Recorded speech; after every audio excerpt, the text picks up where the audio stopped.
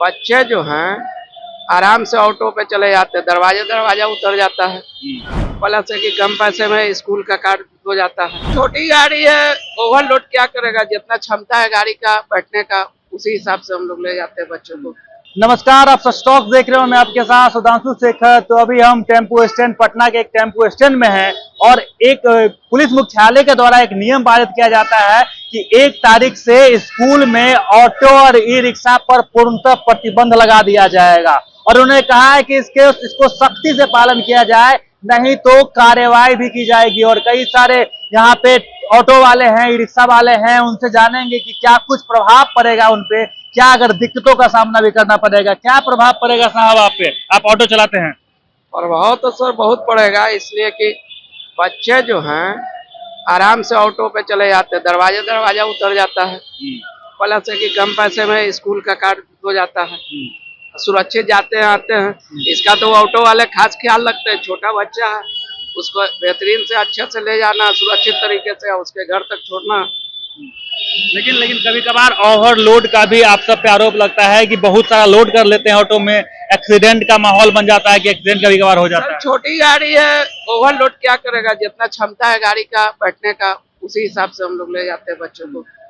School प्रबंधन भी सीधा पल्ला झाड़ लिए। स्कूल कहते हैं कि हम प्रोवाइड नहीं कर पाते हैं, ऑटो वाले खुद आके, या जो स्टूडेंट और जो टीचर्स क्या कहते हैं गार्जियन का एसोसिएशन होता है वो अपने आप बुलाते हैं और वो करवाते हैं। स्कूल तो हाथ उठा लिए। बात ऐसा है कि स्कूल प्रबंधन तो कोई भी अपना बिजनेस कर रहा है, वो अपना फायदा तो सोचेगा अपने हिसाब से है। वो लेते हैं, मान लिया एक बच्चे का 2000, तो हम लोग तो 1200-1500 में पहुंचा देते दरवाजे तक है। अब मान लिया रोड पर आज छोड़ दिया, किसी का घर है आधा किलोमीटर, तो दरवाजे पे तो बस जाएगा नहीं। प्लस गार्जियन को अपना काम छोड़ करके बच्चे को चढ़ाने के लिए खड़ा रहना पड़ेगा, फिर छुट्टी के टाइम में उतार करके ले जाने का व्यवस्था करना पड़ेगा। सामान्य वर्ग वाले आप भी अपने बच्चों को पढ़ाते होंगे, बड़ा दिक्कत होता होगा क्योंकि बस से भेजना, बस का किराया भी तो महंगा है। बहुत दिक्कत होता है सर। ये सामान्य व्यक्ति को सर स्कूल का किराया फीस जमा करना, प्लस है कि गाड़ी का पे करना बहुत भारी ये हो जाता है। जिसके 2-4 बच्चे पढ़ रहे हैं उनके पर बहुत भारी बोझा पड़ता है। अच्छा, स्कूल से ई रिक्शा ऑटो को 1 तारीख के बाद बंद कर दिया जाएगा। स्कूल में आप नहीं चला सकती, कितना दिक्कत प्रभाव पड़ेगा आप सब पर, क्योंकि आप स्कूल में चला नहीं पाएंगे? जी ऐसा तो थोड़ा बहुत पड़ता ही है, मगर क्या कर सकते हैं। चलिए, तो देखिए कि लोग हैं जो ऑटो चलाते हैं और उनसे हमने बात करने की कोशिश। कुछ लोग बात करना चाहते हैं, कुछ लोग इस पे बात नहीं करना चाहते हैं। लेकिन आपको बता दें कि पुलिस मुख्यालय की तरफ से एक नियम बनाया गया है जिसको लेकर सख्ती से पालन के निर्देश दिए गए हैं कि 1 तारीख के बाद अब स्कूल में यानी स्कूल के बाहर आप ई रिक्शा और ऑटो नहीं देखेंगे। इसके पीछे का मुख्य वजह है कि इसमें ओवरलोड होता है, ओवरलोड लोग कर लेते हैं ई रिक्शा वाले और ऑटो वाले, जिसके कारण एक्सीडेंट का जो खतरा है वो ज्यादा बढ़ जाता है। जिसके बाद बिहार सरकार एक पहल करती है और उसके बाद इस नियम को सीधे तौर पे पारित कर दिया जाता है और सख्ती से लागू करने का निर्देश भी दिया जाता है। स्कूली बस को लेकर भी एक कुछ प्रावधान जारी किए गए हैं कि किस प्रकार के स्कूली बस अब स्कूल में चलेंगे। आपको बता दें कि जिस वाहन की कंडीशन ठीक ना हो उसको स्कूल में प्रोवाइड नहीं किया जाएगा। ऐसे अगर टूटा फूटा अगर बस होगा तो उसको प्रोवाइड नहीं कराया जाएगा। साथ ही जिस वाहन में क्षमता से ज्यादा बच्चों को बिठाया जाता हो, ओवरलोड मतलब की संख्या 30 की होती है और स्कूल वाले बहुत सारे उसमें भर देते हैं, या बस वाले जो होते हैं, बस एसोसिएशन वाले उसमें ज्यादा ओवरलोड करके भेजते हैं, तो ऐसे बसों पर भी पाबंदी लगाई जाएगी। और ड्राइविंग लाइसेंस जिसके पास नहीं है, जिस ड्राइवर के पास, उसको इसको अनुमति नहीं दी जाएगी।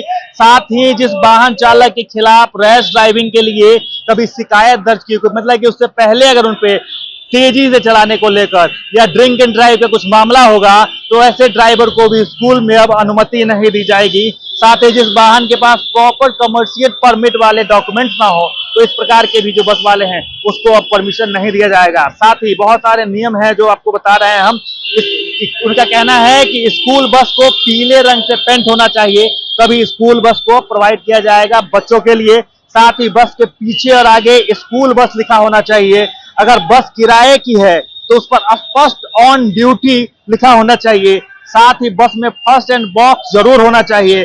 बस की खिड़कियों पर लोहे की ग्रिल लगी होनी चाहिए और बस के अंदर फायर एक्टिवेटर जरूर होना चाहिए।